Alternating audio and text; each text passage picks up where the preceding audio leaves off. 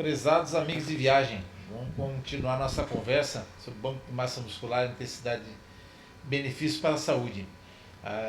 Estamos indo para a parte 2, que o Kleber discutiu um assunto que nos é bastante interessante e que faz parte da nossa prática.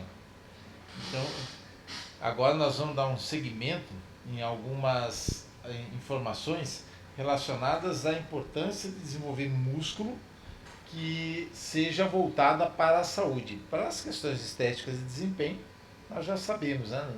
Ninguém questiona isso. O que se questiona é que muita gente pensa que é só para isso. Que na verdade, lógico, cada um tem seu foco, que seja estética, mas ao você estar treinando no ponto estético, por exemplo, você tem que ver que a saúde ela engloba além da questão física também a parte mental. Então, se a pessoa estiver bem esteticamente, aquilo fazer bem para ela, o lado mental, já é saudável também, né? Então, Sem engloba dúvida. como um todo, né?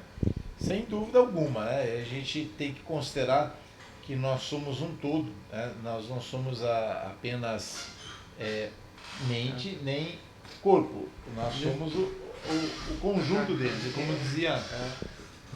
como dizia Nietzsche, né? O Sim. corpo é sua interação com esse mundo, né?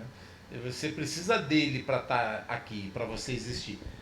Não adianta você negar o corpo, uma visão somente espiritualista, porque na existência você depende dele para você poder estar fazendo suas coisas, inclusive desenvolvendo seu próprio lado espiritual, e transformando a vida numa questão mais profícua, mais produtiva.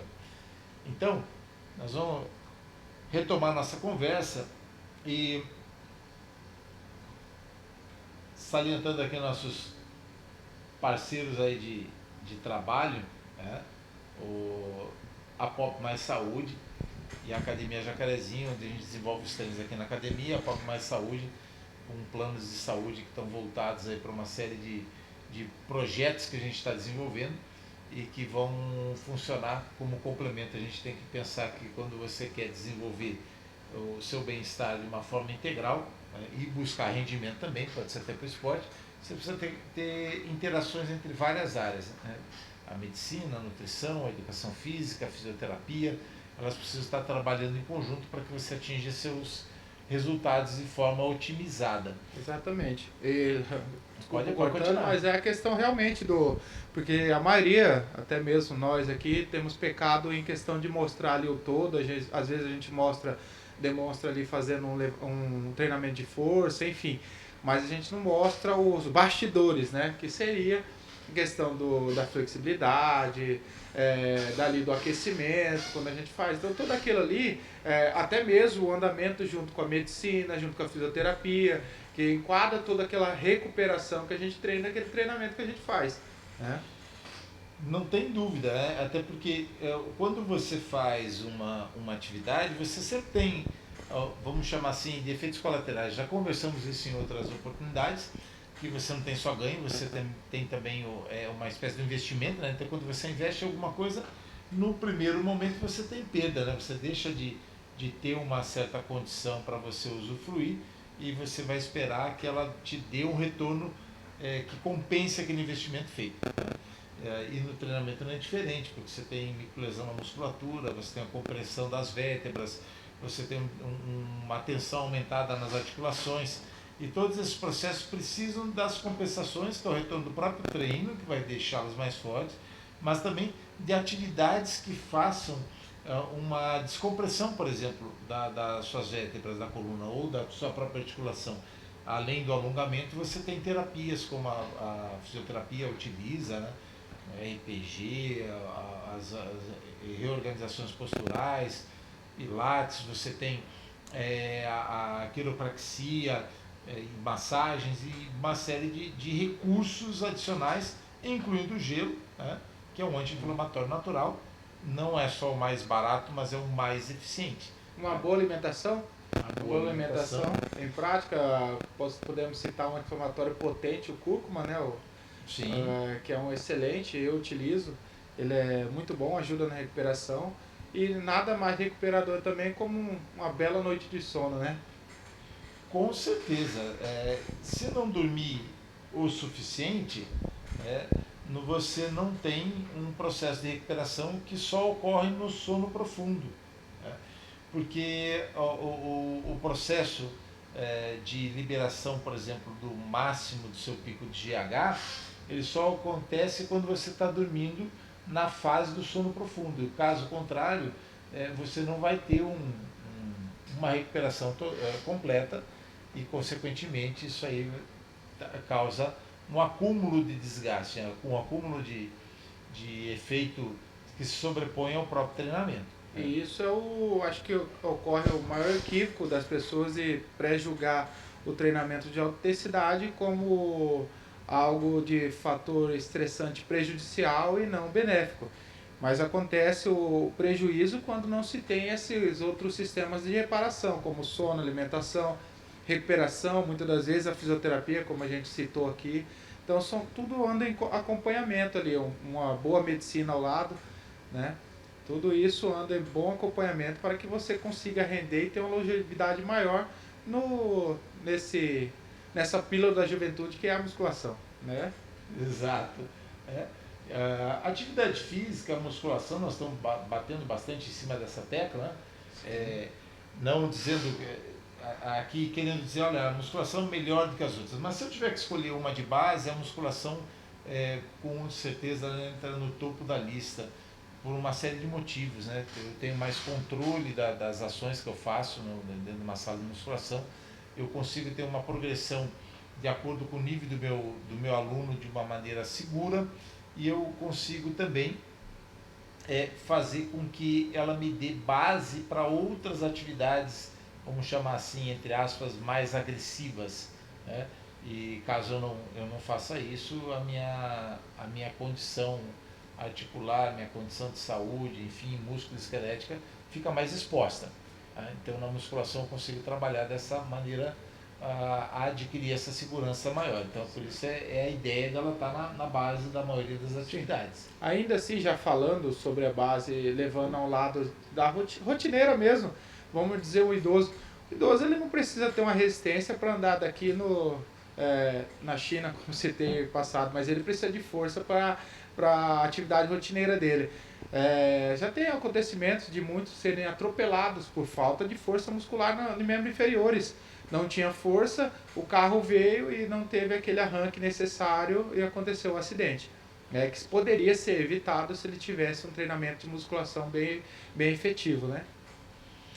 Exato. E continuando o que a gente comentou no módulo anterior, né, no nosso podcast, que é o número 1 dessa série, que eles são compostos por 4, nós vamos responder essa segunda questão. Vamos debater a pergunta se reduzir a gordura ou aumentar o músculo, qual é o mais importante, né? Significa que muita gente pensa, né, se eu simplesmente emagrecer, mas não mexer com a minha massa magra, ou mesmo alguns aceitam até que perca um pouco de massa magra, eu estaria resolvendo o meu problema de saúde. Alguns até pensam que é a questão estética, que nós não concordamos muito, até porque você perder gordura sem ativar sua massa muscular, você vai ficar flácido, vai perder aquele desenho mais harmonioso do corpo, que é sustentado pela estrutura muscular. Só aí já dá o fato da pessoa procurar o lado estético, se ela está procurando o lado estético e partir para esse meio, a estética dela vai ficar muito pior, né? Porque a flacidez, ela não é nada agradável. Excesso de pele e tudo mais que acontece quando você tem principalmente a perda de peso abrupta, sem ter uma forma planejada dessa perda aí, que seria, por exemplo, ganhar massa muscular no processo, né? E nesse sentido, nós não questionamos, né, em aspecto algum, que a alimentação é fundamental, vamos falar disso na sequência, mas como a gente viu no final da parte 1, a alimentação saudável, controle de peso são fundamentais, mas sem o exercício você não consegue os benefícios que seriam relacionados à longevidade e ao processo que o exercício faz no seu organismo de modular toda a função metabólica e estrutural. Isso não tem substituto. Por mais que a minha alimentação seja muito boa, que ela seja excelente, que eu tenho um estilo de vida, entre aspas, saudável, mas eu só não faço exercício físico, ela não compensa a parte orgânica, porque esse processo estrutural depende de um estímulo mecânico que vem através do exercício. Além disso, o seu processo psicológico também depende, a gente sabe, já de estudos, não são de hoje, que para eu controlar minha ingesta calórica, eu preciso de um mínimo de atividade. Caso contrário, meu set point, que está aqui no hipotálamo, ele desregula. E o que os estudos mostram é que o sedentário proporcionalmente consome mais calorias do que aquele indivíduo que faz atividade física. Então ele tende a desbalançar isso também. Significa que sem exercício você não vai ter essa regulagem. Na verdade, o exercício ele é um regulador desse daí, né? A questão é um regulador no sistema hormonal também, né? Fora que, vamos falar, nem pelo lado hormonal, mas vamos falar que a base de você ter uma melhoria quando você começa a treinar musculação ou faz o treinamento de peso, a sua rotina em geral você muda. Porque ao fazer aquele esforço na musculação, consequentemente você não vai querer perder aquele esforço todo que você fez, você vai querer obter o resultado. Consequentemente, você vai procurar pessoas no mesmo ambiente que vão lhe trazer maiores benefícios para ter o resultado. Outro fator, alimentação. Com certeza você vai querer uma boa alimentação porque você vai querer melhorar na musculação. Você vai querer melhorar seu rendimento. Consequentemente, você tem uma melhoria geral nisso aí. Então, isso falando sem citar a melhoria hormonal aí, que pode citar o professor falar aqui dos artigos que nós já falamos, que é uma meta-análise, né? Que o professor vai descrever um pouquinho mais dele aqui, falar um pouquinho mais dele, que vai se encaixar muito bem no que eu falei. Então, aqui é para ir reforçar ir adiante do que nós já falamos no módulo anterior. Então nós já apresentamos esses dados. Quem quiser mais detalhes, volte, assista outro vídeo.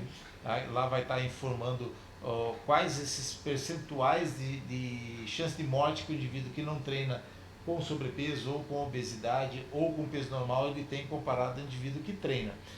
Mas somente para concluir esse raciocínio e deixar bem claro que sem atividade física eu não tenho como escapar dessas consequências, eu estou retomando essa apresentação, o título do artigo e a conclusão dele, né?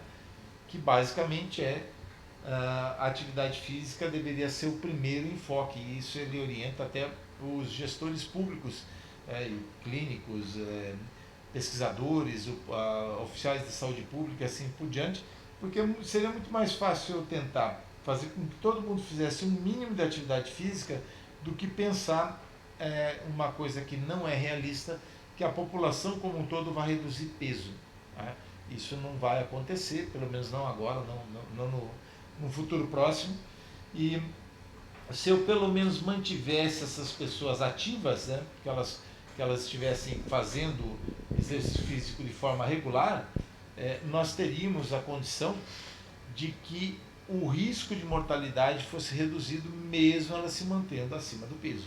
Sim, não vai muito longe se você fizer a comparação com o sedentário, qual é a comparação entre o sedentário e o fumante ativo. Você pode ver que o fumante ativo ele vai ser muito mais saudável do que o sedentário, em fatores metabólicos e tudo mais, até mesmo em questão cardiovascular ele é muito, não que o cigarro não venha comprometer, né? Não é isso, mas se você for fazer uma comparação para você ver o quão ruim é o estado do sedentarismo. De não fazer atividade. Exatamente. Não que eu incentivo fumar e dar corridinha e resolveu, né? Exatamente. Não é isso. De preferência não fume. Fazendo a comparação de duas pessoas que estão ali na porta do cemitério.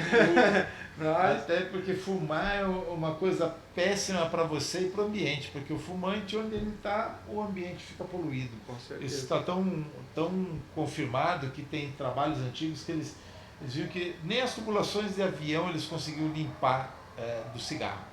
É obrigado a trocar em um apartamento, uma casa onde alguém fumou, só tem uma solução, você tem que pintá-la inteira novamente. Sim. O cheiro não sai. E tem acontecimento de prejuízos do fumante passivo. Sim. Que é o fumante que está ali do lado de uma pessoa que está fumando, ela também pode acontecer de uma chance bem grande, né, de ter doenças, como o câncer, por exemplo, simplesmente de estar ali do lado de uma pessoa que é fumante.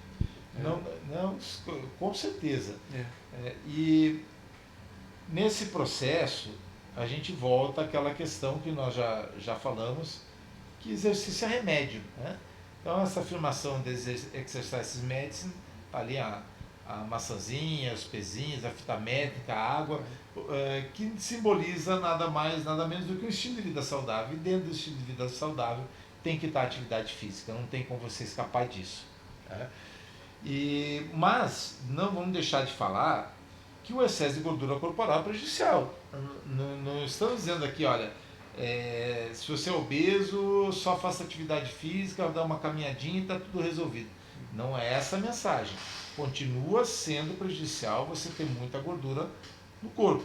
Mas ainda é melhor você estar com muita gordura e ativo do que você não fazer atividade. Porque se você não fizer, as situações são muito mais graves, e o que esse estudo que a gente citou anteriormente mostra é que a atividade física é a base.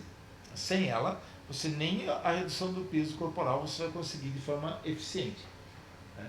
Então é fundamental que a gente pense nesse aspecto, e o processo inflamatório que está linkado, ele está junto com o ganho de peso corporal, ele é base para uma série de doenças, né? De câncer, doenças como artrite, artrose, os problemas relacionados a metabólicos como diabetes tipo 2, doenças cardíacas, hipertensão, todos eles têm uma relação com, não é só o excesso, né, da gordura corporal. Claro, o excesso da gordura corporal é o problema, né? Se eu reduzir, eu diminuo.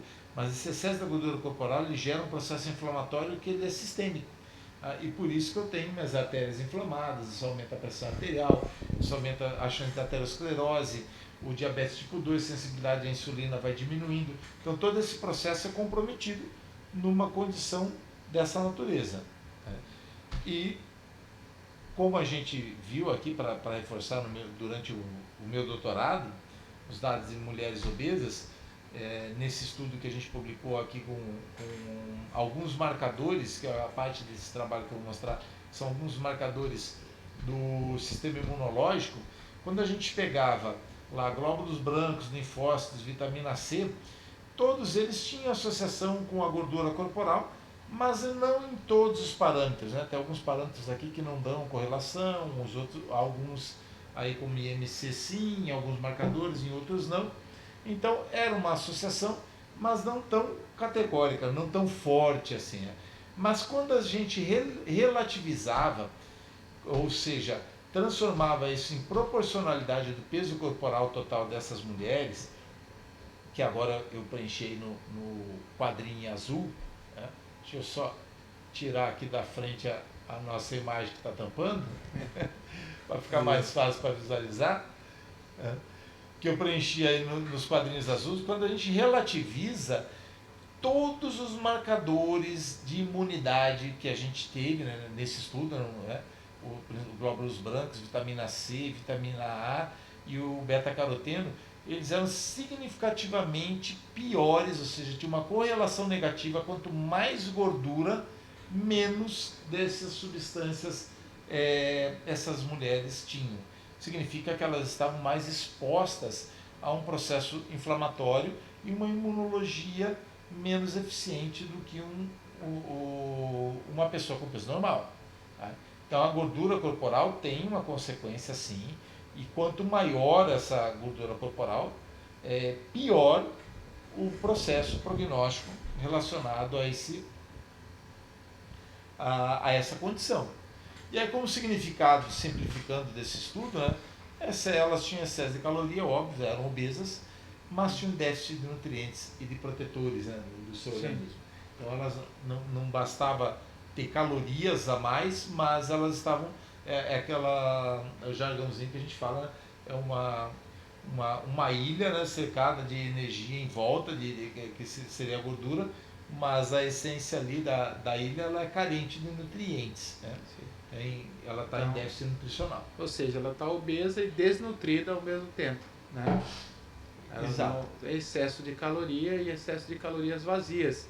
E ela possui geralmente esse excesso por essa alimentação de baixo valor biológico, que acaba fazendo com que ela coma mais vezes e só não, sem causar saciedade, né? Aumentando o Perfeito. consumo calórico durante o dia. E aqui até vai um recado interessante o que o Kleber falou, é muito interessante. Quem passa fome não emagrece. Exatamente. É Tá aí o erro da maioria das a pessoas maioria que das pessoas. querem emagrecer. Não, quero emagrecer, então vou ficar sem comer. Aí que tá o erro, né? O maior erro das pessoas. Porque o maior sinalizador para você buscar um alimento é o nível de glicose. Quando a glicose abaixa no cérebro, você vai buscar qualquer coisa que você conseguir na geladeira. E se você tiver com um nível de glicemia circulante baixo, o seu critério, né, para alimentar passa a ser muito ruim, ou seja, você prefere as junk foods, né, a comida lixo, que são as comidas carboidrato simples, né, refinado, os doces, de preferência salgadinhos, que são fáceis, de fácil absorção, porque é rápido, os refrigerantes, tortas e por aí vai, e que repõe a glicose rapidamente. Mas já tem muitos estudos que mostram, né, isso está baseado naquele conceito do índice glicêmico, um índice glicêmico muito alto, com baixa fibra, baixa quantidade de fibra, você não controla o apetite, porque ele logo é removido da circulação e sua glicemia vai baixar novamente. Então o alimento precisa ser algo assim, um teor nutricional mais alto, como as castanhas mostram, ele tem fibras, né? Um alimento mais integral, mais rústico, que é o que vai te dar uma saciedade por um tempo mais prolongado. Sim, ó, por base, por exemplo, eu posso citar uma base eu mesmo. A minha alimentação era totalmente desregulada, o excesso de treinamento. Então, tipo assim, apesar de eu consumir bastante caloria, porque na minha visão, na época quando eu comecei a treinar, minha visão era que eu tinha que ter um consumo calórico elevado para poder ganhar massa muscular, mas não era só esse consumo elevado. Eu tinha que estar nutrido, né? Ou seja, eu tinha que determinar cada nutriente e estar ali consumindo eles para que eu conseguisse ganhar massa muscular. E de forma, você pode ver que é notado a pessoa que não se nutre bem, ela fica mais doente, como era o meu fator. Meu sistema imune não respondia de forma eficiente, eu vivia mais gripado, tinha um desgaste grande sem recuperação da alimentação. Depois que eu mudei a alimentação e até mesmo utilizei a suplementação, foi quando o meu corpo começou a responder. Por isso mesmo funciona da mesma forma o obeso. Quando ele tem uma alimentação balanceada ali e cheia de nutrientes, ele vai causar maior saciedade e ele vai conseguir de forma eficiente emagrecer. E a ideia central não é você fazer com que a pessoa passe fome, ou seja, só criar o déficit calórico. Exatamente. A ideia central é você manter a pessoa bem alimentada. Significa o quê? Que se eu estou bem alimentado, eu não vou precisar buscar esses alimentos vazios, né, de caloria vazia, não vou ter dificuldade de controlar o meu apetite, porque eu estou nutrido e as minhas células estão saudáveis. Quando eu estou passando fome, né, e uma dieta de muito baixa caloria e de baixa também qualidade nutricional, eu estou com déficit de energia, não só no nível é, celular, né, mas também como um todo. Meu organismo vai responder mal, vou fazer pouca atividade física, porque eu não tenho disposição, e pior do que isso tudo, ele está exposto ao processo também de agressões externas, como infecções e assim por diante, porque você não tem nutrientes suficientes para fazer frente a um equilíbrio do seu funcionamento de sistema imunológico, manutenção da massa magra, como a gente vai falar na sequência, que são fundamentais para a saúde. Por isso que quando você vai mexer na dieta de um obeso, por exemplo, você não faz uma dieta hipocalórica. Pelo contrário, você tem que fazer uma dieta isocalórica, onde ela vai ter uma manutenção de caloria no mínimo. Ela tem primeiro uma mudança alimentar, uma qualidade onde ela não passe fome, para que ela crie aderência a uma dieta realmente. Porque o maior erro das pessoas, realmente, como a gente está falando, é passar fome. O passar fome não faz emagrecer. Pelo contrário, vai fazer você engordar e criar uma resistência ao treinamento, porque não vai ter energia, e vai criar, pode de repente vir a desenvolver fatores comportamentais como uma compulsão alimentar, né? Que daí já começa a agravar ainda mais a situação que já está ali grave pela obesidade, né? E essa dieta de cafeteria, né, que é o que acaba atraindo muita gente, porque ela é saborosa, é gostoso, e quando você está passando fome é o mais atrativo, né? Sim. Como eu citei anteriormente, os doces, e normalmente já vem com gordura também, que a maioria dessas receitas inclui ambos, né, tanto açúcar como gordura. Pior ainda se for gordura vegetal hidrogenada, mas não vamos entrar nesse detalhe agora, vamos ficar só na gordura como um todo. E é o que mostra esse artigo aqui que foi feito aí pela saudosa Nair Honda, nos deixou agora há pouco tempo, foi vítima aí da Covid, e do grupo aí que faz parte também o Fabrício Voltarelli e o Thiago Rosa, que são parceiros da FMT, e eu também sou um dos autores desse artigo. E o que foi feito nesse trabalho, né, foi dar uma dieta de controles, uma dieta equilibrada para um grupo de ratinhos, uma outra dieta com muito alto carboidrato para outro grupo de muito alta gordura, desculpem, high fat, e a outra muito alta gordura para o outro grupo, né? Então tinham dois grupos aqui, né, com o excesso de gordura e o outro mais alto ainda. E o que se observou nesse trabalho? Que a gordura inguinal, tecido adiposo inguinal, desses que recebiam a dieta que seria intermediária, né, com alta gordura, que é similar à dieta de cafeteria, tinham quase 3 vezes mais gordura inguinal do que o grupo controle, né? Significando que esse tipo de dieta, que é a dieta tipo a dieta de cafeteria, ela é extremamente prejudicial para desenvolver gordura visceral, a gordura interna. Aumenta muito com esse tipo de alimentação, que é a dita, né, no jargão aqui mais científico, como dieta de cafeteria, essas dietas que você consome carboidratos simples e gordura em alta concentração e com baixo teor de fibras e de vitaminas, de nutrientes, proteínas também, o teor é baixo, né? Então, esse tipo de alimentação, ela é extremamente prejudicial, não só para a sua saúde, mas para aquilo que a gente está falando aqui agora. Não dá para construir músculo baseado nesse tipo de alimentação. E que é um erro que algumas pessoas cometem, que ela pensa, eu vou lá no shopping, vou comer lá as coisas que eu quero, sorvete, salgadinho, dieta cafeteria mesmo, como eu acabei de torta lá, tomar um cafezinho, aí depois eu gasto na academia. Ótimo, vamos lá que você seja uma pessoa muito disciplinada e muito ativa e consiga gastar isso. Se conseguisse, né? Vai ter que ser realmente muito disposta. E querer trabalhar no efeito de compensação, né? Que daí já entraria outros fatores também que não seria nada bom, né? Não, porque, vamos dar um dado aqui. Um Big Mac chega aí em torno de umas 1.000 calorias.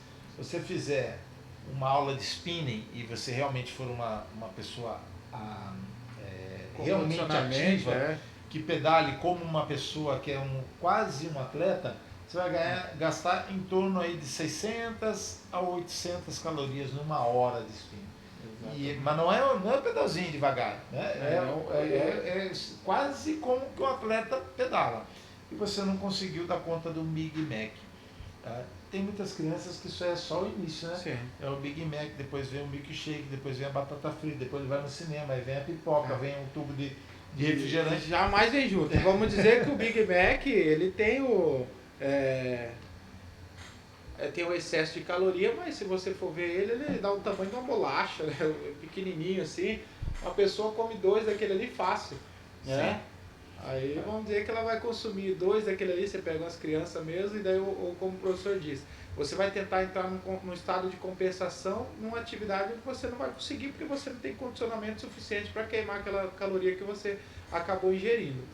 Fora o prejuízo estressor, quando você eleva demais, porque geralmente a pessoa vai querer ficar treinando 2 a 3 horas na academia, porque falou, eu comi final de semana, então eu vou arrebentar na academia. Então ela vai levar o cortisol, vai lá em cima e daí ela começa outro processo de diminuição de hormônio benéfico, como a testosterona, por exemplo, e vai perder ainda mais a massa muscular ao invés de fazer o reverso, né? Então, Perfeito. esse fato de compensação não seria uma boa opção. No fato, seria a melhor opção você não evitar o comer. Se fosse o caso de comer de forma moderada para o prejuízo ser menor. Né? Exatamente. Né? Não com base nessa alimentação.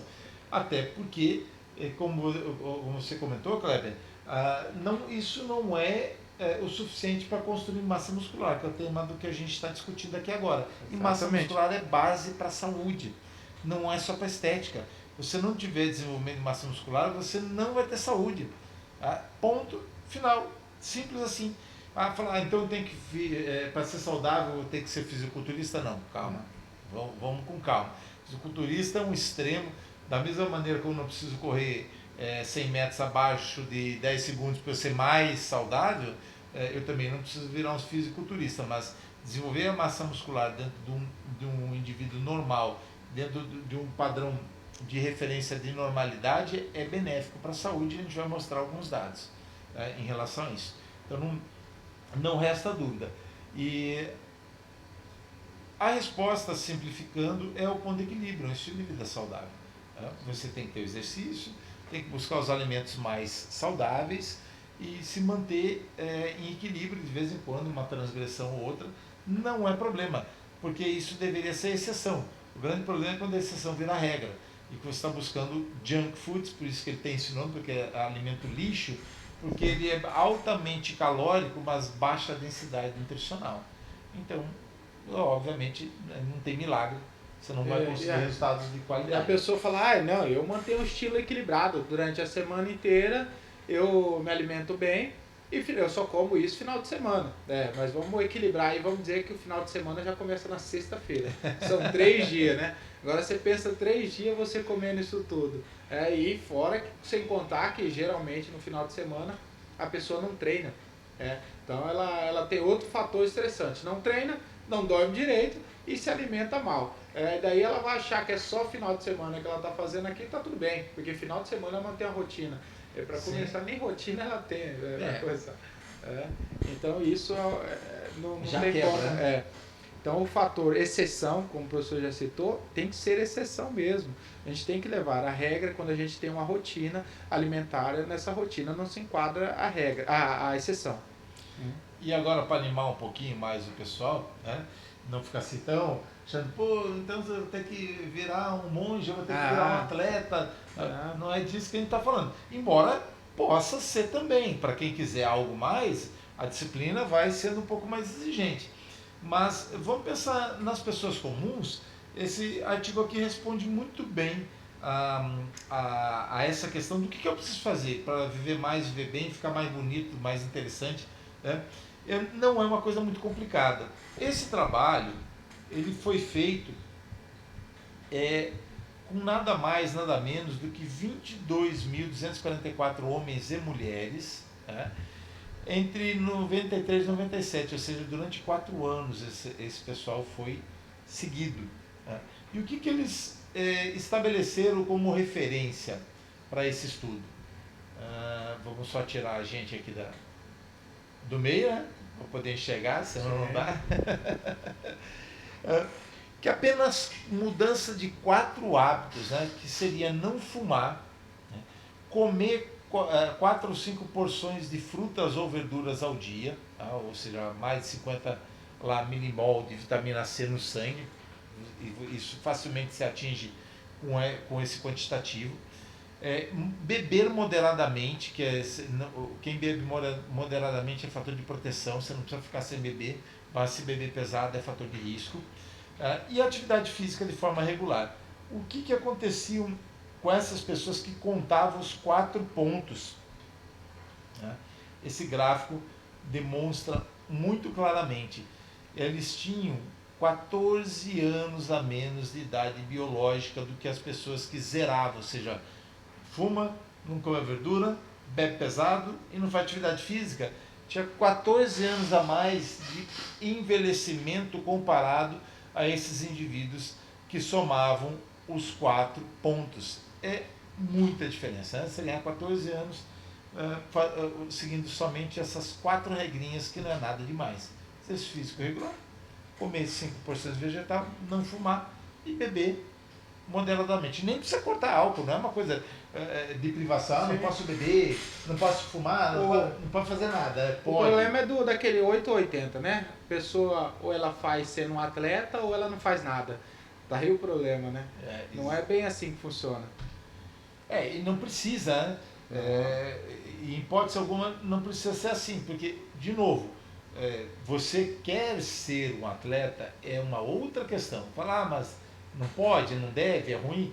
Não, depende dos seus objetivos. Se você quer algo mais, uma pessoa que gosta de um pouco mais de estética, que quer fazer algo semi-profissional, ou mesmo quem é atleta de fato, são outra pegada, né? Ou simplesmente a pessoa quer seguir uma vida de atleta, ela não quer nem ser campeã de nada, mas ela quer seguir uma vida de atleta porque ela gosta daquela vida ali, gosta daquela rotina. Não tem um porquê não, né? Não tem dúvida. Né? Você pode ser um atleta amador, você pode fazer, por exemplo, seu pedal, sua trilha, correr, esquiar, enfim, coisas que você gosta, que é uma maneira de você ter uma vida mais interessante, fazer uma vida que você possa usufruir melhor do seu corpo. Exatamente. O esforço que você vai empenhar é o objetivo que você tem. O preço que você vai pagar é isso aí. Dependendo, se você quer mais, o seu preço vai ser maior. Se você quer menos, o seu preço vai ser menor. É assim que funciona. Nada é de graça. A gente tem que pagar alguma coisa pelo que a gente quer. O custo, né? Exatamente. Não tem refeição de graça. Não tem refeição de graça, né? Não existe. Se você quer alguma coisa, você tem que pagar por aquela coisa. É um esforço aqui no caso da academia, uma dedicação alimentar, enfim, tem um preço. Né? Não tem dúvida. E olha que bacana, quais os mecanismos relacionados à hipertrofia e atrofia muscular, né? Implicações para a saúde e para a doença. Então, se a gente pegasse só essa primeira parte aqui, a gente ia pensar só em atleta, né? Porque hipertrofia e atrofia, durante muitas décadas aí, o enfoque todo, inclusive da literatura, foi muito maior relacionado ao atleta. E agora nós estamos tendo evidências que isso tem implicações importantes para a saúde das pessoas. Sim. E uma coisa que se fala muito pouco é sobre a reserva de proteína. A gente sabe que a gordura é uma reserva de energia, a gente sabe que você tem reserva de carboidrato ou de glicogênio, né? no fígado e um pouco na circulação e nos músculos, mas tem se falado pouco de reserva de proteína, que uma das coisas até para a gente discutir na nossa aula, né? Na nossa área, quando você vai fazer uma avaliação de composição corporal, a gente fala muito do percentual de gordura, e logicamente depois vai ter o percentual de massa magra, mas o percentual de massa magra a gente não tem utilizado para ele ser um parâmetro de quanto que eu deveria ter de desenvolvimento de massa muscular para eu estar saudável. Né? E isso é uma coisa que está se buscando agora. Inclusive porque essa reserva de proteína é reguladora da glicose e da lipase lipídica. Se você tem pouco músculo, começou por aí já o seu problema. Né? E vai piorar com o tempo. Exatamente. Não vai ficar melhor só esperando passar. Não é aquele tipo de coisa como se fosse uma dor de cabeça, vou esperar passar, vou tomar um remedinho aqui. Sim, deixa eu dar uma diminuída que já passa. Não tem massa muscular, vou tomar um remedinho aqui e pronto, já está. Não tem problema. Não vai acontecer isso. Né? Então, o que esses autores estão abordando? Né? Ele está falando que, consequentemente, tanto o crescimento como a perda de massa muscular pode influenciar o metabolismo como um todo. Pode não, ele influencia. Né?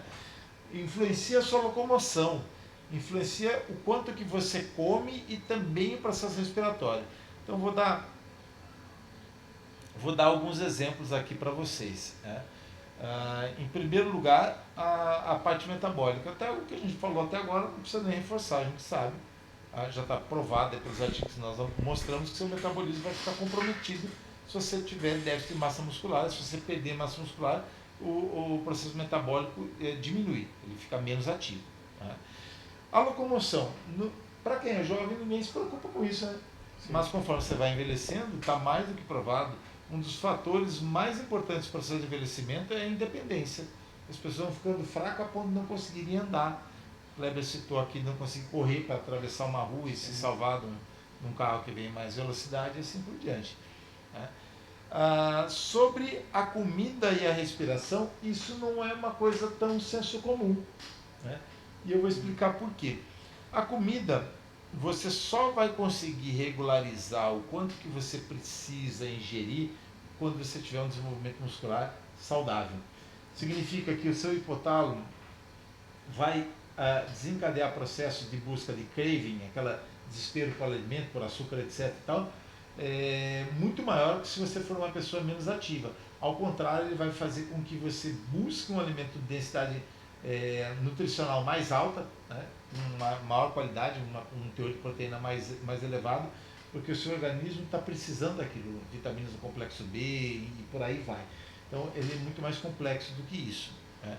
E a respiração, a gente tem histórias aí, a minha sogra foi a óbito e não conseguiu recuperar a força respiratória quando estava na UTI, tinha DPOC, enfim, e é uma coisa que a gente precisa. E agora até prestando uma homenagem a minha sobrinha, está na UTI e está entubada, teve um problema grave de saúde por causa do lúpus. Mando aqui até uma mensagem, uma vibração positiva para ela, tentando fazer uma corrente mental que seja benéfica, mas uma das questões está sendo a necessidade de conseguir respirar por conta própria para não ficar na máquina. Então isso depende de força muscular. Sua musculatura respiratória precisa estar apta o suficiente para isso. Né? Isso no exercício de peso, a hora que você coloca uma pressão maior para fazer uma força, você também está trabalhando a musculatura respiratória. É óbvio que existem exercícios específicos, respiratórios, de meditação, o Wim Hof eu sempre cito, tem técnicas para isso, né? A yoga também trabalha com isso, enfim. Mas o simples fato de eu fazer um treino de musculação, eu estou fazendo um treino respiratório, porque eu tenho que trabalhar sob pressão. Quando aumenta a pressão da caixa torácica, meus músculos precisam fazer mais força e, obviamente, eu desenvolvo também essa musculatura. E as pessoas ficam pensando, a gente comentando aqui, mas fazer uma respiração em off, tal, fazer um fortalecimento de algumas musculaturas. Daí as pessoas falam, meu Deus do céu, então, ou a gente citando pilates, fisioterapia em conjunto. Você fala, mas eu não tenho tudo isso de tempo. Na verdade você tem, na verdade você não tem uma organização, né? Tem uma organização, você vê, São principalmente prioridades, né? prioridades. Você vai ver, por exemplo, uma pessoa que vai passar na balada, ela passa se arrumando ali entre 40 minutos e 1 hora no caso do homem, de 3 a 4 horas no caso das mulheres. Não, mas é isso, só para essa preparação antemão ali a festa. Agora na festa ela vai ficar lá de 4 horas acima, né? Então vamos dizer que você tem sim tempo para poder dispor para fazer todas essas outras coisas que vai melhorar em tudo a sua saúde, né? Não tem dúvida, são prioridades. Né? E aí nós temos essa informação, que não é nenhuma surpresa, que é um péssimo diagnóstico perder massa muscular. Né? O índice da relação da sua massa maior com massa gorda não deveria variar de uma maneira negativa. Isso tem associação com câncer, com falência de órgãos internos, com envelhecimento não saudável. Podemos citar ainda o seu próprio caso pessoal, no fator quando teve a questão do Covid, que teve uma perda de massa muscular significativa, o que aquilo gerou um prejuízo muito grande para a sua saúde. Não tem dúvida. Gerou um prejuízo muito grande, eu tive que lançar a mão do meu banco de massa muscular. Né? O investimento que eu fiz ao longo de anos, minha poupança, eu tive que usar. Né? Poderia ter sido um desfecho bem pior, né? Caso eu tivesse um desenvolvimento muscular ruim. Já estou com 56 anos, não sou mais nenhum garotinho, isso muda também. Parece, né? Mas é outro fator. Até gostaria que parecesse. Outro fator aí importantíssimo, como eu já disse. Pessoal, quer ter uma aparência mais jovem? Faça, treine, se alimente bem. essa aparência vai com certeza durar um pouquinho mais. Né? Até a vontade é que fosse, né? Mas a gente lida com o que tem. E aí o processo mecânico, o processo oxidativo nutricional e o estresse energético, eles são fundamentais para manter essa modulação de citocinas, de síntese proteica e de todos os pathways, né, fisiológicos, ou seja, as sinalizações fisiológicas de forma positiva, equilibrada para um lado que seja benéfico para você, benéfico para a sua saúde. E não que ele siga os caminhos que não interessam, que são processos catabólicos acelerados, perda de funções, sistema imunológico menos eficiente e uma série de questões que acabam ocorrendo, entre aspas, naturalmente com a idade, mas são muito mais aceleradas quando o estilo de vida não compensa isso. Né? Como nós falamos na primeira parte, eu tenho efeitos parcialmente reversíveis de todos esses processos quando eu mexo em alguns mecanismos aí do meu estilo de vida. Tá? Então, a massa muscular está dentro desse conjunto. Né? E para a gente poder entender esse mecanismo do controle de massa muscular, que vai promover alguns alvos terapêuticos para tratamento de doenças, de uma forma geral, de doenças não hereditárias, né? São doenças que você desenvolve a partir do estilo de vida, e que, se a gente for pensar, a maior parte das doenças, do ponto de vista metabólico, elas têm um desenvolvimento pelo estilo de vida e não pela carga genética da pessoa. Eu consigo reverter isso com essas mudanças e ter um envelhecimento de qualidade. A população, de uma forma geral, vai viver mais? Inquestionável, sim. Vai viver melhor? Questionável, sim. Daí que tá, porque nós sabemos que com a melhoria da tecnologia conseguimos prolongar um pouquinho mais a vida, né?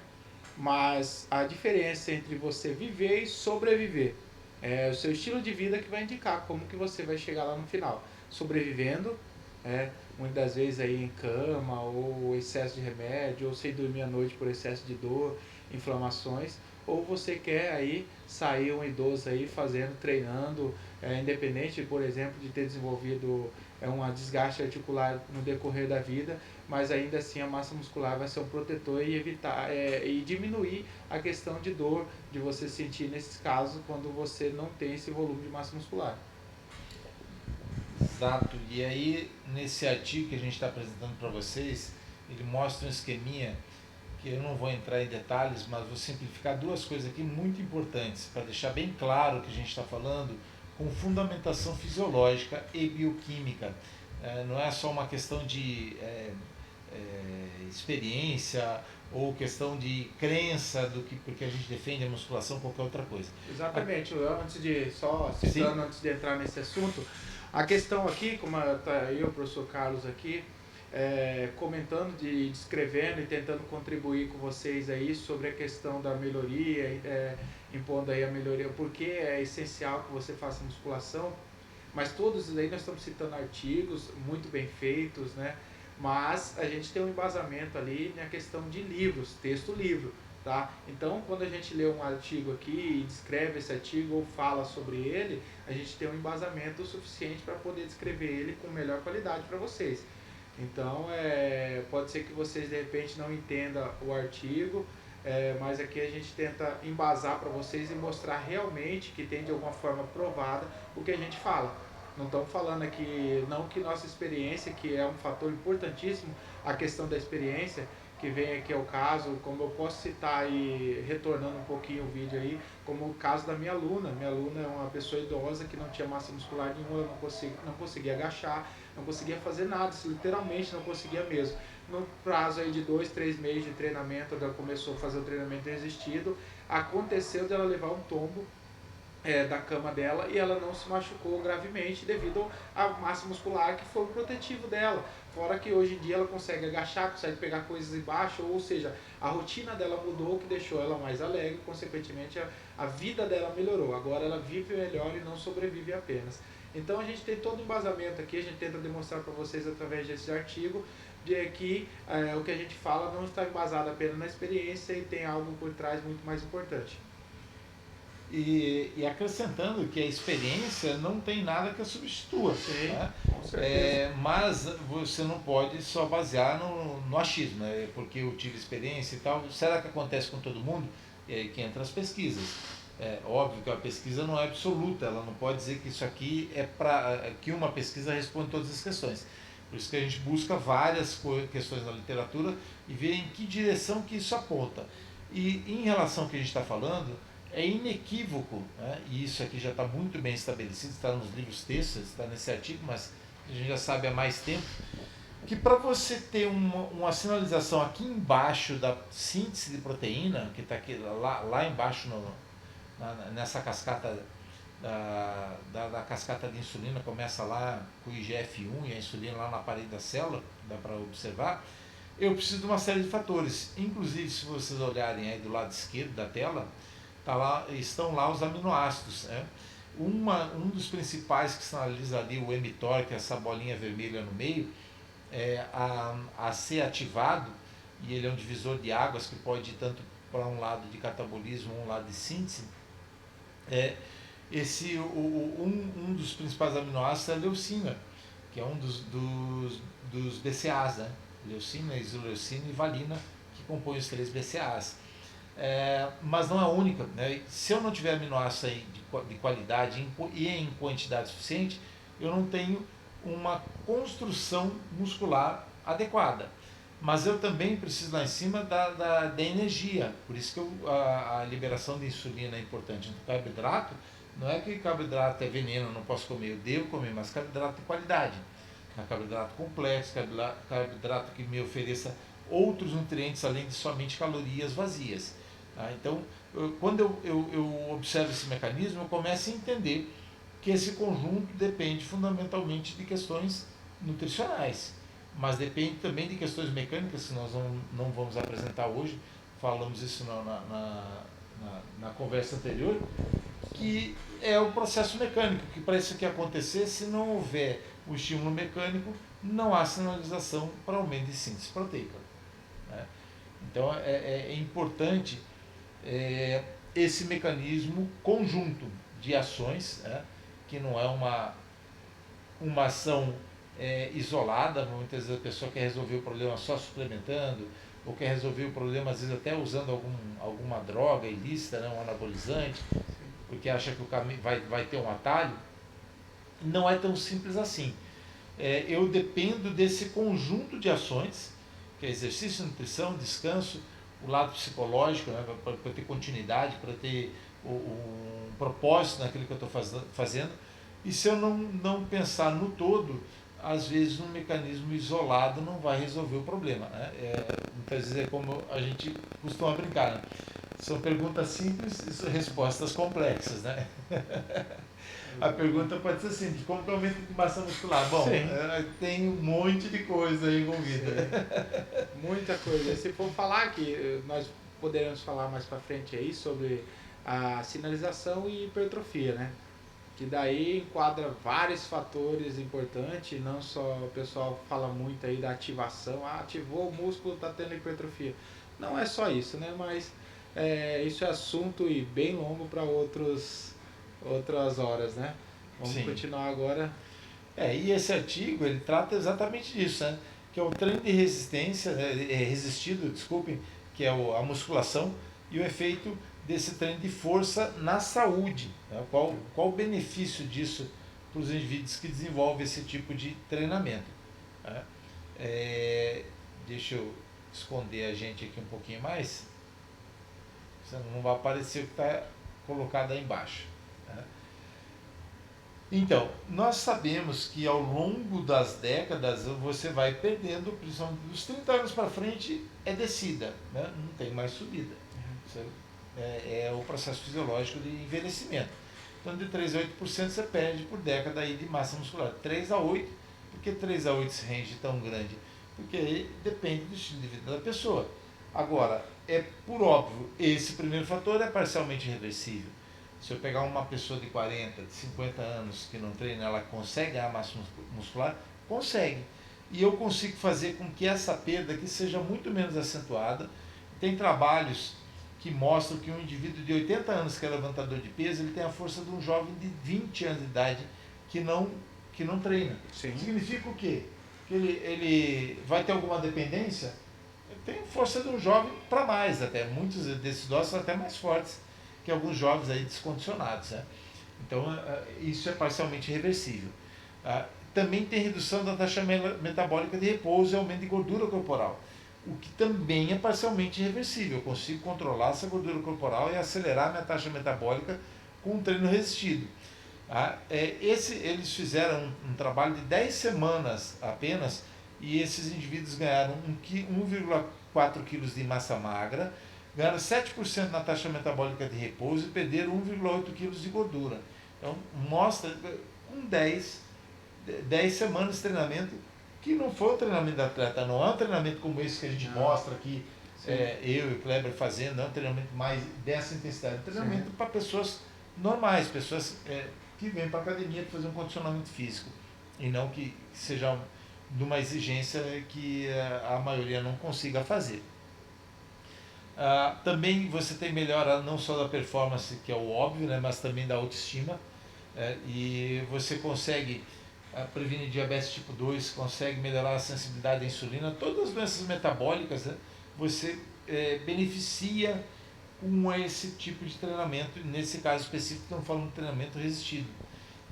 A saúde cardiovascular, que é uma outra coisa que muita gente não enfoca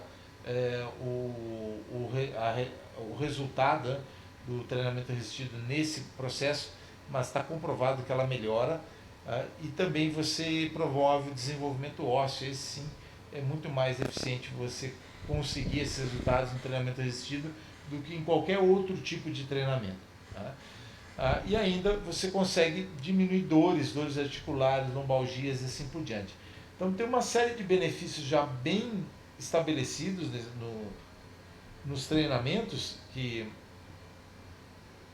a gente faz com o processo de treinamento resistido, que não tem porquê nós não lançarmos mão desse tipo de proposta para a população de uma forma geral, não somente para atletas, mas sim para todo mundo que queira ter uma melhor qualidade de vida, mais disposição, melhorar seu sex appeal, melhorar a sua interação com o ambiente que você está, porque você vai conseguir ter mais prazer e mais dinâmica, tanto no seu lazer, por exemplo, no final de semana, se você quiser jogar uma bola, nadar com seu filho, correr, pegar uma onda, você vai ter condições de fazer isso, né?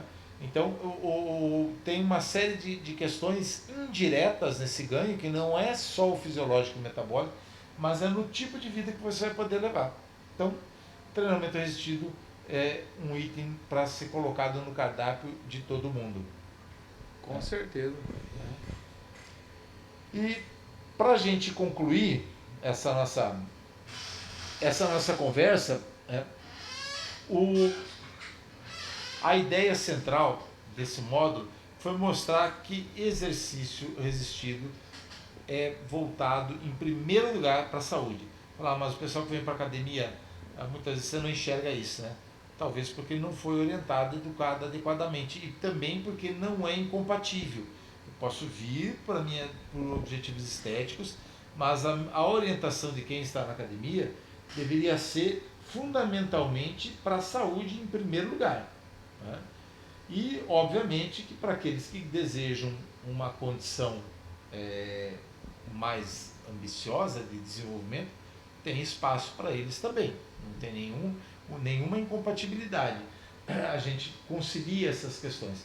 Só é fundamental que as pessoas que queiram wellness, bem-estar, ponham no seu cardápio a musculação, que vai prevenir, inclusive, essas atividades como a gente faz ao ar livre, caminhadas no parque, etc., que elas sejam mais longevas e mais seguras. Muita gente acha que uma simples caminhada no parque, né, só tem coisas inocentes, ou seja, não tem risco. Para uma pessoa descondicionada tem risco também, você pode se lesionar, você pode ter uma lombalgia. O simples caminhar vai comprimindo suas vértebras e aumentando a tensão da musculatura.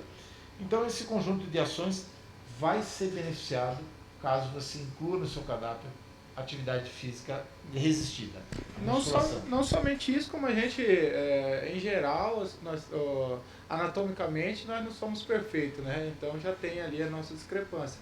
E quando você sai ali para fazer uma caminhada, por exemplo, em excesso, com a caminhada, por exemplo, citar um exemplo aí de questão de joelho valgo ou raro, onde você tem um excesso de caminhada, ou até corrida, que o impacto é muito maior, você tem um desgaste, uma inflamação do tendão, ligamento muito maior. Ou seja, se você tivesse feito o treinamento tensional, que seria o treinamento de força aqui, você teria evitado a inflamação, que seria só pela caminhada aí, e os benefícios seriam muito maiores se você tivesse um peso resistido, né? Aí fica o recado para vocês pensarem em colocar isso no cardápio de vocês, mas façam de uma forma planejada. Por isso a orientação sempre é fundamental. Eu gosto de citar uma frase aqui, sempre gosto, acho que uma frase vai cair muito bem aqui, sobre treinamento, sobre o que a gente falou, que é de Sócrates, né? Nenhum cidadão tem o direito de ser um amador em matéria de treinamento físico. Que desgraça é para o homem envelhecer sem nunca ver a beleza da força do que seu corpo é capaz. Nada mais do que essa frase perfeita para finalizar isso aí. Excelente. Portanto, encerramos por aqui, agradecemos a atenção e até a próxima. Abraço. Valeu, obrigado, até mais.